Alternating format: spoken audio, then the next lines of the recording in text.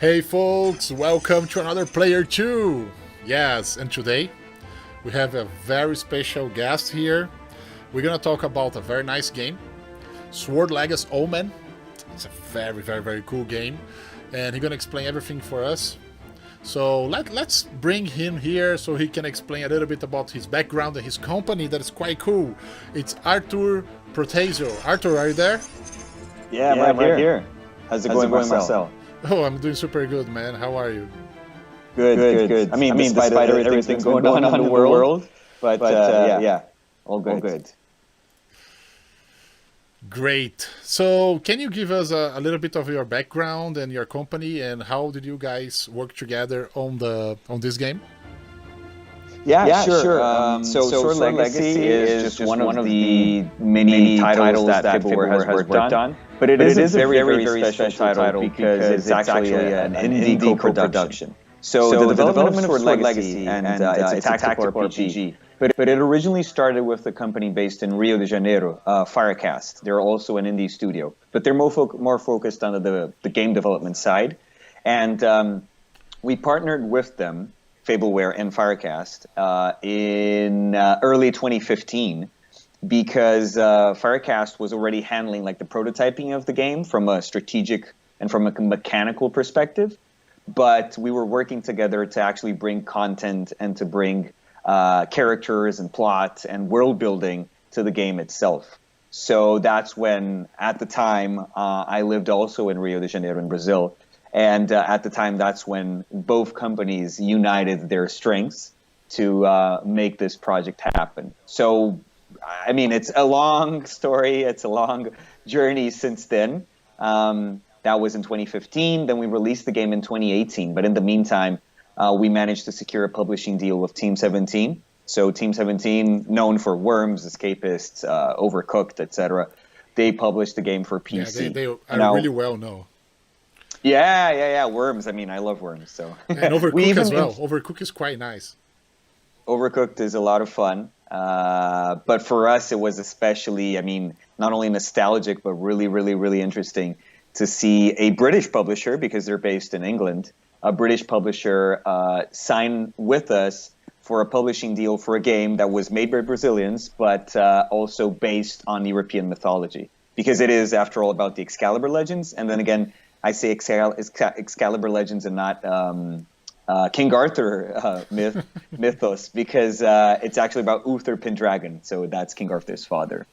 But yeah, for us it was quite the journey, and we're really proud of it. Okay, so let's check the game. Let's do that. Okay, here you go. Let's see if it's going to work. Hopefully, yes. Yeah, I still believe it's working. Okay, let's see. So I'm right in the first screen, right? Mm-hmm. And I can see right away, like what you mentioned, like the Legacy Omen, there is this very like, how can I say, almost like the Crusades idea behind the scenario, like Merlin, Arthur the King, and many other characters on the Middle Age. So they're pretty much like in this direction, right? So do you remember like this direction, how you guys set this direction for this game? What's the idea behind and how to portray that?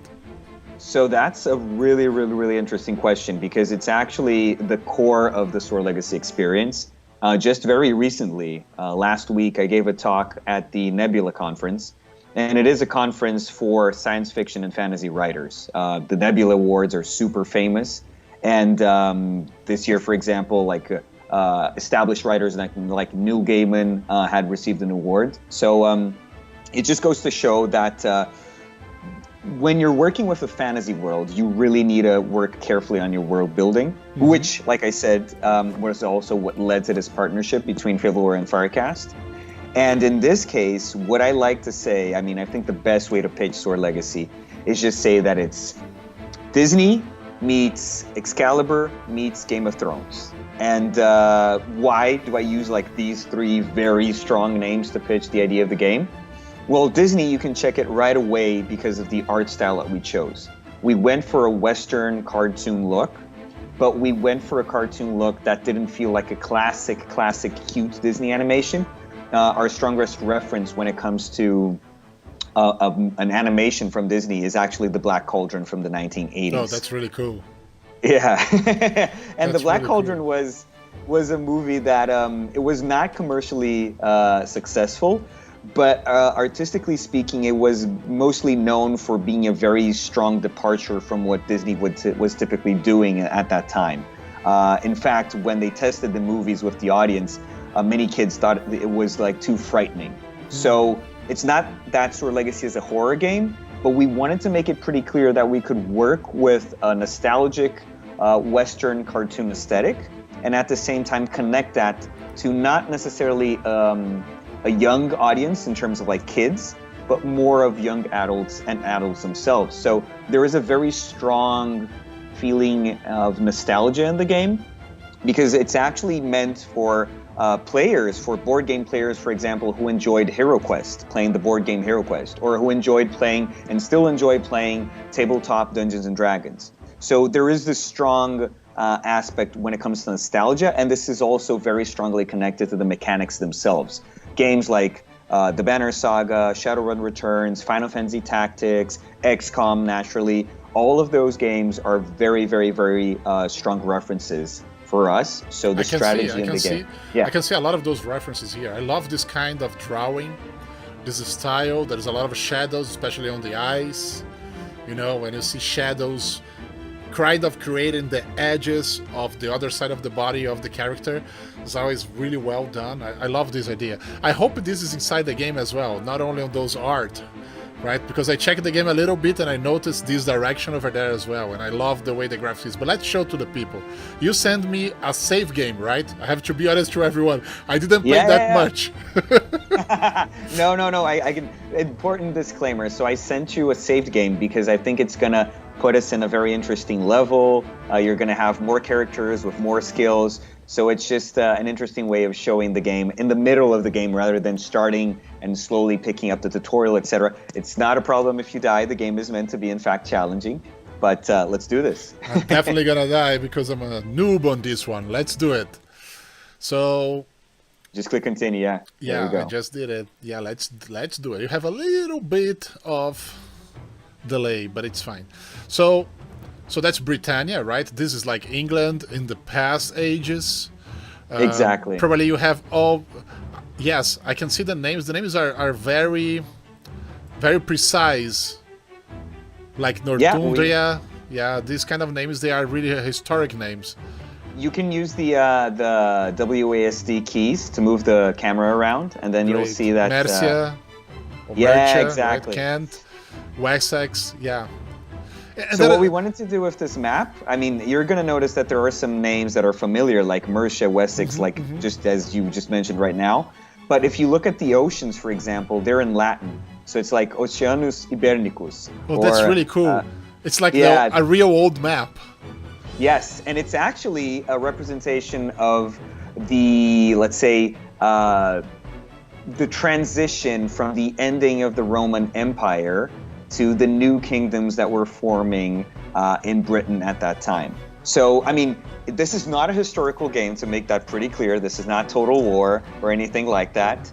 But it is this combination, this mix of mythology and history. We wanted to set the story in a world that would be familiar to players, but at the same time have its own charm and dealing with fiction and fantasy. Like, you do have non-human characters in the story. So it's this interesting blend of fiction and history. Okay, I'll click here. Yeah, the Warkworth Cape. Let's try this one. So just for context, you can just click on the base. Yeah, so there you can see, like, we also have information about the kingdoms in general. And then in this particular level, you don't have any shops nearby, but depending on the level, you might have something like a blacksmith, etc. So you can just start the quest, and and you'll see that this quest. So you also get to choose the characters, right? This is just an interesting way. Throughout the game, you get up to 8 characters that you can play with. In order, you see right now Uther, Merlin, Dwayne, Gwen, and Felix. All of them represent different classes. So you're also going to notice that you have renown, which are equivalent to experience points, and this is how you unlock new skills. But the characters don't level up per se. What they do is just they get renown and you unlock skills in any order you want. Great. And I can see, like, if I do double click on that, for sure, I have this feeling of RPG game, right? Exactly. It's very into it, like all the items and how much you progress, and your defense, your attack, your magical level, all those things are here. Accuracy. That's really cool. Yeah, it's meant to be, I mean, it's not an RPG where you're going to have to grind to get through. So that's why characters don't even level up. It's all about just thinking of the best strategies and using the best skills. In fact, the renown that you get for your characters, it's for the party. So you can just right-click to select any of the characters you want. I mean, you can take only 4 and not the 5 you have. Okay. But what can I say? I mean, I think you're pick the ones that you think you're going to like the most. Sure. As a description of the classes, Uther is your classic knight, so he has a high defense.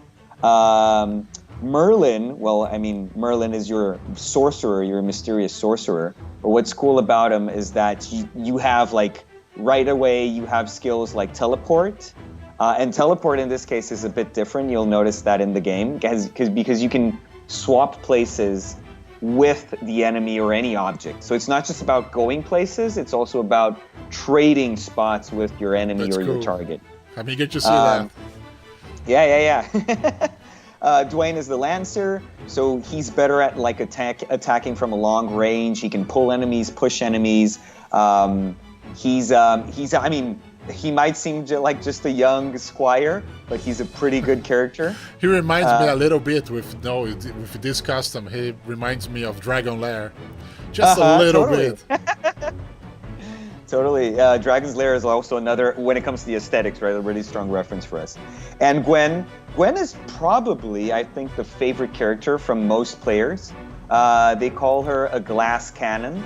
So, I mean, she's really effective. She has stealth skills. She's like an assassin, right? Exactly. I mean, the challenge though is that if she gets hit, she doesn't have a lot of much of a defense, so she can die in just a few hits. But if you know how to position her, then that's you're gonna do pretty well. Yeah, and then that's why a lot of players like her. Plus, on the personality side, she takes no bullshit. So she's like, she's little tolerance for very strong unbehaved woman. People. Yes. And here we have the priest, right? Exactly, that's Felix. There's a nice little touch. You mentioned like that Dwayne reminded you of the Dragon's Lair characters, and Felix actually wears the same glasses that Sean Connery uses in The Name of the Rose. Yes, and even the robe, for sure, it's a monk. Exactly. He's the support character. Felix plays all of the 8 characters that you unlock in the game as playable characters, they're very relevant and important when it comes to their role in the story. But they always play very specific roles and classes when it comes to the combat itself. So Felix was just unlocked on the level before the one that we're going to play right now. That's why he doesn't have that many skills unlocked yet. But if you need a character that's going to heal or grant you more willpower, then he's the one. And just a very quick pointer, the star, like Uther has a star, because in this very specific level, he is a recommended character. So it means that he's probably the one that's the most relevant to the story of this level. And if you take him with you, you get extra renown points. Got it. So like you give a tip for the player. This is the one you're gonna need most on this level. Don't exactly. get away from that one. It's optional. I mean, if you wanted to take Felix in place of Uther, that wouldn't be a problem. But yeah, we give that tip. But that's something curious. I'm always curious about this. When you guys are developing a game, sometimes you give those hints, right? Use this player or use that. Like kind of guiding the player to do the right things when they need it most. But sometimes I have the feeling, especially games like that you start to be very complex, you have a lot of information, you have to put it together before you play, that this actually can deceive you sometimes. Like, it's not supposed to be, and then you try something different and you figure out, it's much better in another way. But I don't know if you guys do that by purpose sometimes. No, I mean, you can rest assured, as one of the developers of the game, I can guarantee that we put the stars to recommend players, characters that we consider, I mean, from a narrative perspective, I did the creative direction for Sword Legacy, and the star exists to show that, hey, this character is relevant to the story. So you can, and of course, that character will also have some specific mechanical, or let's put it, gameplay advantages. Okay, so let's move on. Let's go to the game. And then just very briefly, I mean, this is, you can just go past the loading screen. But just for context, basically the party is searching for a Lord Cadern, who was supposed to be at this fortress. But then you get there and it's pretty much everything's destroyed. And then you'll notice that the characters, they always talk to each other and the dialogues change naturally based on the party configuration. I love the graphics. The graphics are so well, you cool. asked about them, right? So yeah. No, they are very much like they are very legitimate. You know, like you can see like the idea and the whole thing, even on the scenario. Sometimes you have the characters and they don't match the scenery around. And here you can see like there is this meticulous, how can I say, care to make sure that the characters really match what is surrounding them. I love this. Yeah, by far the aesthetics of Sword Legacy are, I would say, like one of our most relevant. I mean, the aesthetics are without a doubt one of the cornerstones, one of the three most important creative pillars. I'd say that there are narrative, aesthetics, and mechanics. So in that regard, I mean, props and congratulations to the art team, Rodrigo, Luther, Igor. All of them were like super involved in making sure that the game looked right. Yeah, those light effects. Oh, and then nice. just a really quick observation. Sure. That was a locked chest back there. Oh. That's because depending on the character that you take with you, in your case, you have Gwen with you. Okay, so she can open. Got it. Yeah, only her can. Yes, exactly. Okay, so let me try to control her. She's a thief for sure. There you go. And then at any point you can just like press the inventory on I and you can access it to just equip your characters, etc. You won't be able to do, I mean, you can even sometimes equip a few items during combat, but not armor, for example. Cool. Another thing, like I noticed, like so far I don't see any speaking voice from any character. I only heard this special, like, or special effects on the voice that is not exactly a language. It can be translating any language. It's just like feelings. Is that correct? Like you guys took this direction of not doing any language on voicing, so it's easy to present the game in different languages? We do have a narrator in the game. During the cinematics or the cutscenes, we do have a narrator, and that voice is voiced, the narrator did the voice acting in English. But this is specifically for the cinematics and the cutscenes. And in the game, in the levels, as you see right now, we use the comic book speech bubbles as the alternative. That's really good because it's easier to translate, right? You don't need to redo a lot of work with narrators, different narrators, different countries. Then you have to match the voices. It's extra level of work, extra level of worrying that you don't need to have. You can solve the problem and still make the game really, really interesting without adding that. As an independent production, I mean, that was super important for us because whenever you're recording, and it's always best if you have like a recording studio, and then you have access to someone that's gonna like give the proper treatment to the audio files, because the worst thing you want, like it's the worst case scenario, is that you get like lots of different audios with different quality, and then it's super hard to match them. Then you can try to normalize them, but it's not gonna be ideal. So the game is translated, I wrote it in with my team We wrote it in English, and then we took it to we localized it with Team 17 to Russian, to German, French, and Brazilian Portuguese. So I mean, if we were to do the voice acting for all of that, that would have been it's insane. Crazy. Yeah, totally insane. I know that. Because, you know, I have a marketing background. When I do like marketing campaigns, I try to avoid speaking marketing campaigns. I rather to have like some kind of voiceover at most to make it easier for everyone in other countries, because otherwise it's crazy though. You're gonna spend a lot of money just to make this voice in different languages good enough to be heard. Yeah, it's quite the challenge. And it's not that we didn't try.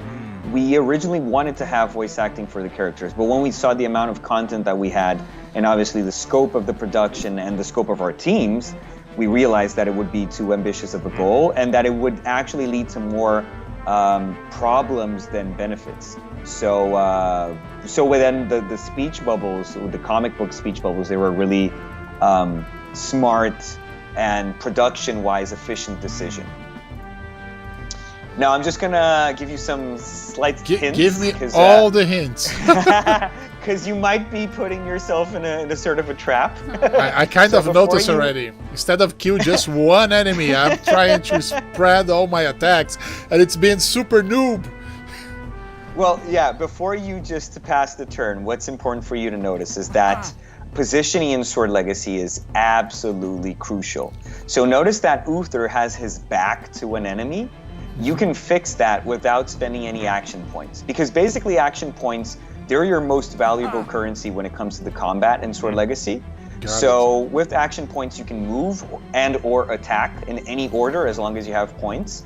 But now Uther has his back to the enemy, and back attacks in Sword Legacy are unblockable.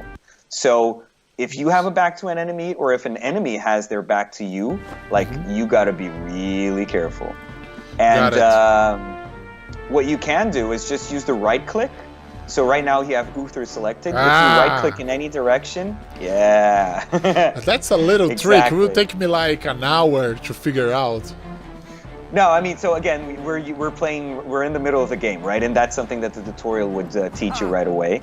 But I'm the tutorial, so don't worry. Oh, you are my tutorial, thanks. So now I give my time, I finish my turn, and the opponent, in the case like the computer, takes the. So notice that the enemy over there died, and that enemy died because he was poisoned. Okay. But Merlin is taking quite the beating.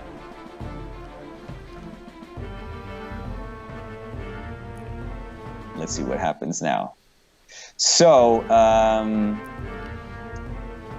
let's see of the interesting strategies here. Feel free to do what you think is the best course of action. But you can just correct bear in me. mind that, I mean, there is one important element also. I mean, because again, it's a tactical RPG, right? There are so many details. So you can push barrels, explosive barrels, etc., etc. You can interact with the environment, but you can also, which is very interesting, notice those little yellow squares above the characters? Sure. That's their willpower. Okay. And you can activate that by pressing a little fire icon, which is at the bottom of your screen on your interface. And if you press that little button, you're going to activate that character's willpower. Think of it as like this extraordinary courage. And that extraordinary courage is going to give you extra 2 action points, 2 attack points, and 2 defense points, but only for that round.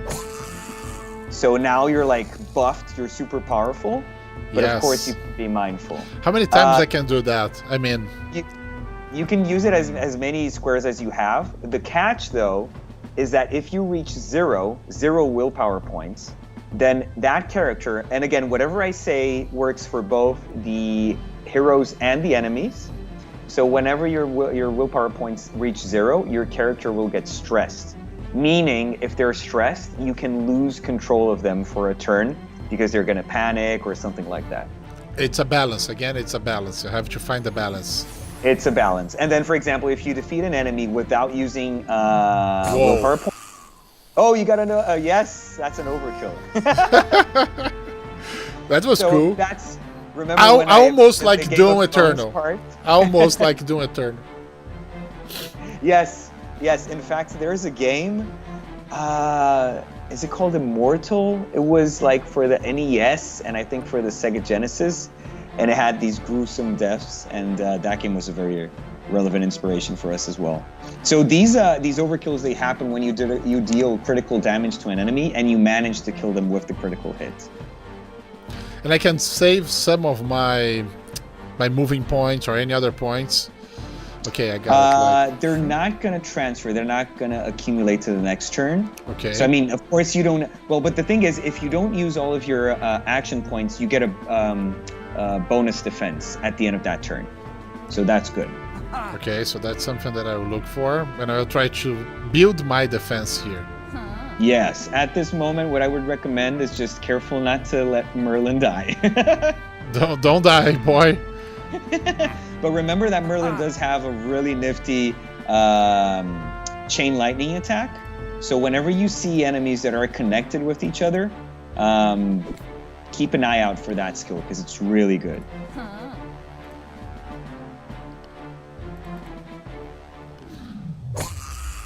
Yeah. Ooh. Another glorious kill. Nice, nice. So remember to position your characters facing wherever you think, if you don't have any action points, of course, facing wherever you think the enemies might come from. Got it. And yeah, best of luck. Godspeed. Yeah. Let's see how it works.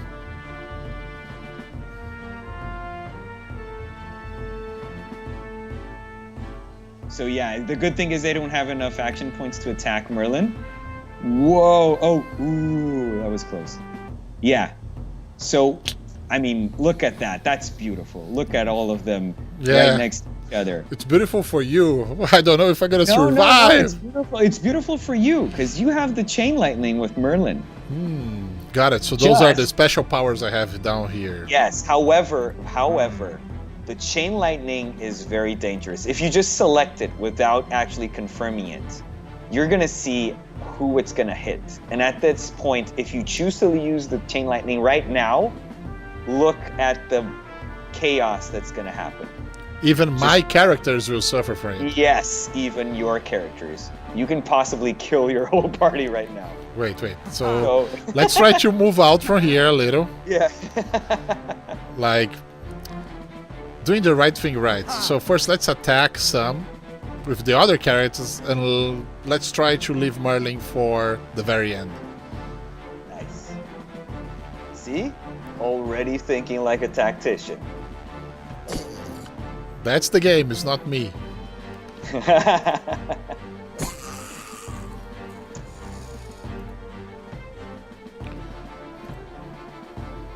And then notice how, for example, you used Dwayne, which was a really smart move to attack from a distance because he has a longer range. Yeah, I mean Gwen, she's really good if you know. Yeah, so for example, right now the enemy just blocked. Yeah, it was a flank attack. But if it's always from the back, you're going to see that you have a 100% hit chance. Ooh, another one.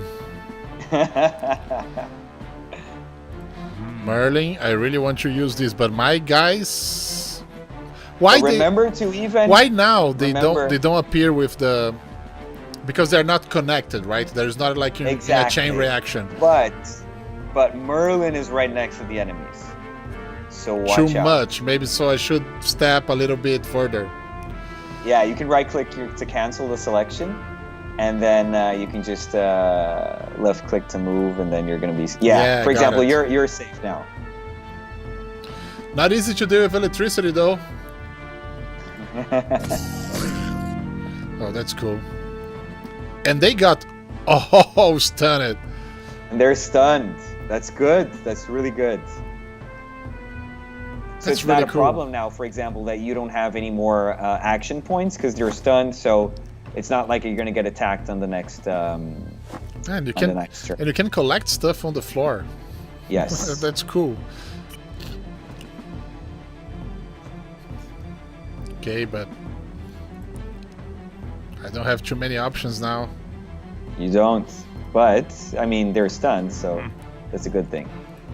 If they weren't, yeah, it would be a really bad situation.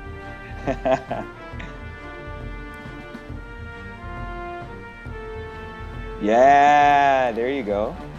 We are back.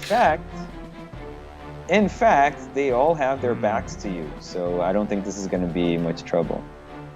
I love this.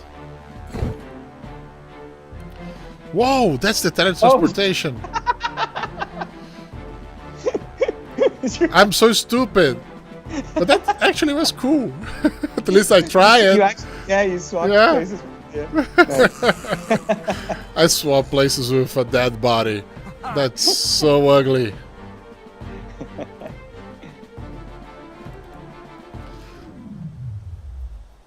That's really cool. I love the game. I love everything around it, the ambience, the sound. I love like the effects on the snow in different levels.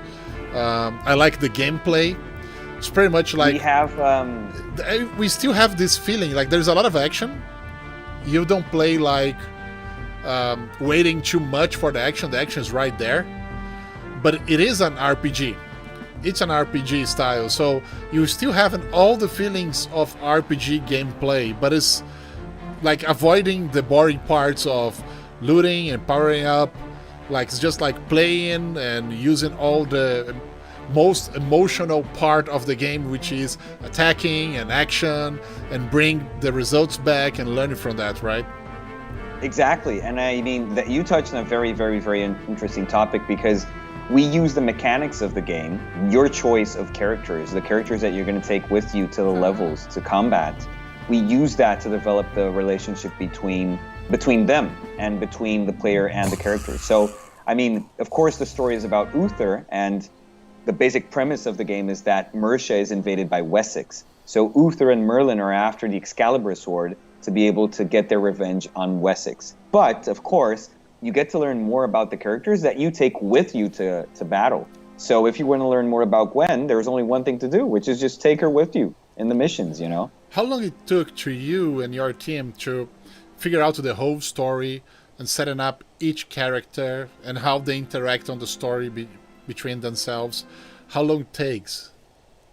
Well, I mean, like I said, we developed the game from 2015 and released it in August 2018.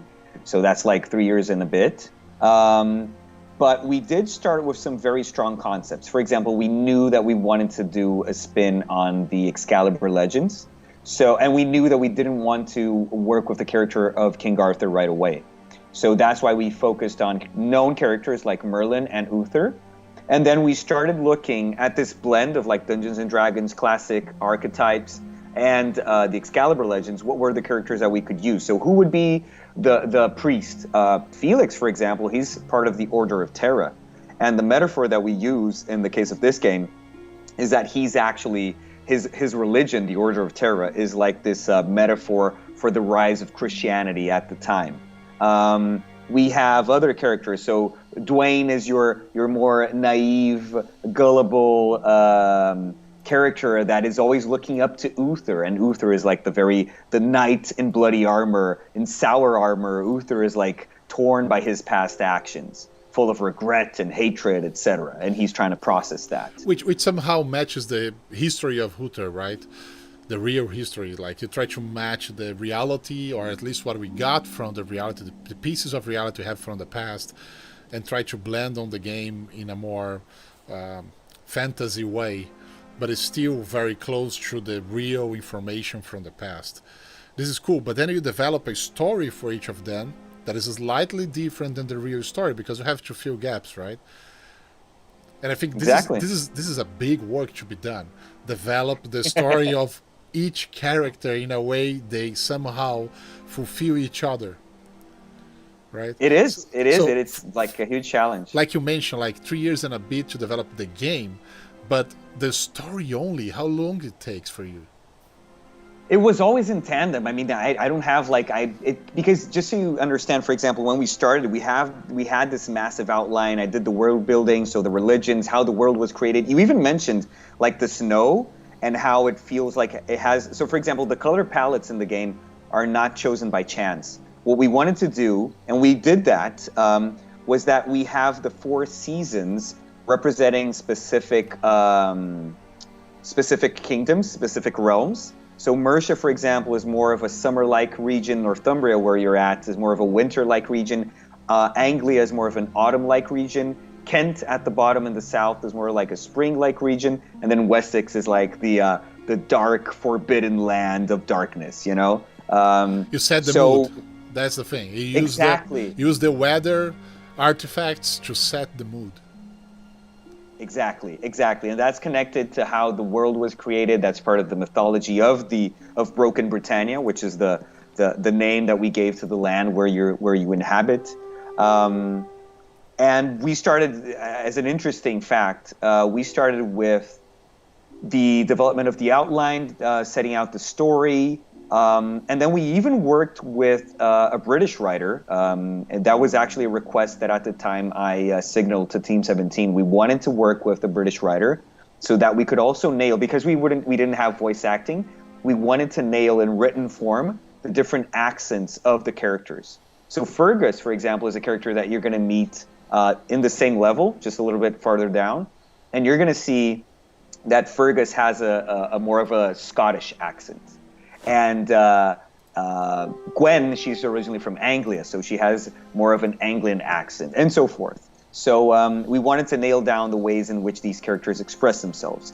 And we also needed to write dialogues in a way that, regardless of what characters you choose to take with you, whatever they say always has to make sense. So if you chose not to take Gwen with you and Felix instead, whatever Felix said and whatever Uther said would still have to be connected to the plot. So, I mean, that took, honestly, I mean, that was always in tandem with the mechanics, and that took us like 3 years probably, because until the end. It's hard to say, okay, I spent 1 year for that, because I imagine that you guys set the first, excuse me, you set the first line of thinking, okay, this is the story plot, and those are the characters. But how you detail them, how you deep dive in each of them, how you connect them to the storyline. I think this is an ongoing process, right? As more as you develop the game, you notice holes and you try to fulfill it, right? Yes, it's ongoing, and there's a lot of back and forth, because we propose things when it comes to the level design. For example, the story would define where the levels should take place. But then the level design would say, hey, this is what works from a gameplay perspective. So then we would adapt the plot and the dialogues of the characters and the flow of the story to that specific levels. And I mean, we had content going all the way. I mean, right before the release, of course, we weren't creating new content. We had it locked in when we hit beta. But we were still like working on making sure that it was ready for localization, so it would just be a smooth process for translation and so forth. So, I mean, let's say around 6 months or maybe 8 months before release, we had the content locked down. But there was always so much of this symbiotic like relationship between the gameplay and the story, that it was really hard to say at this point the story stopped and the gameplay continued. It was always connected. Man, what a cool game. Glad you liked it. Really, and I really like it. Yeah, right now at that point you had just gotten access to Fergus, and then that would be a whole different combat where you learn more about Fergus's skills. Fergus has very low defense, but really strong attacks, so each character is its own world, you know. I really enjoy it. I think it's a really well done game, and I think the storyline is amazing. I love this kind of medieval times, you know, and I love the way you attack those individual stories for each of them and the characters itself and how they look like and how they play their job inside the story, and the way you can select different profiles because they have different assignments for each of their abilities. This is really cool. I love this game. I'm gonna play a lot. I got a problem now. Glad you like it. No, but again, I mean, you said you got a problem. Well, it's a good problem because we always wanted Sword Legacy to be a game that, and an RPG above all, a tactical RPG that you could finish. So even if you check out like howlongtobeat.com, on average it takes you around 12 hours to beat the game. But because it's a tactical RPG and we divide it in levels, it's not like you need to play one level and then you're stuck playing for another, like, I don't know, like 4 hours straight the second level. You can do it at your own pace. It's a tactical combat game, so you're never going to be rushed to finish your move. You just got to really think of your move in a very strategic way and make sure that you're doing the best move at that given moment, just so you survive the next turn. I really enjoy. And I'd like to thank you for coming here and tell people how they can find you. Well, if you want to reach out to me, that's easy. Well, my name's Arthur Protasio. I'm available on Twitter, Instagram, Facebook. My company, like I said, is Fableware. So our website is fablewaredesign.com. And Sword Legacy is just one of the titles that we worked on. But it's our very precious and beloved baby, let's put it that way. We're even taking it to consoles. So if you're interested in playing Sword Legacy on the Switch, PS4, or Xbox, I mean, hang in there, it's coming. It's coming. So you guys are porting to the other consoles. That's cool. Yes. I mean, stay tuned. Follow me on Twitter, Instagram, etc. It's fablewaredesign.com. That's a website for Fableware. Then there's, I mean, if anyone's interested specifically in narrative design and the sort of work that I do, my website is arthurprotasio.com. But if you're interested in the game, I mean, just go on Steam, Sword Legacy Omen. It's pretty easy to find, and Sword Legacy is also available on Twitter, Instagram, etc. So pretty easy to find, be it Sword Legacy, Arthur, or Fableware. Arthur, thank you very much, man. Thank you so much, Marcel. This was fantastic. And please, I hope to hear more of your tales facing the dangers of Broken Britannia. Believe me, I have a problem to solve now, a good problem. I have to play this game until the end. Nice. Looking See you forward to there, it. man. Thank you so much for having me. Okay, guys, so what amazing game, right? And how much information Arthur brings to us. Arthur the King. He is the king of the game, right? So thank you all for being watching so far. And here you can check other player choose. I'm going to put the list here in a card. And see you soon, folks.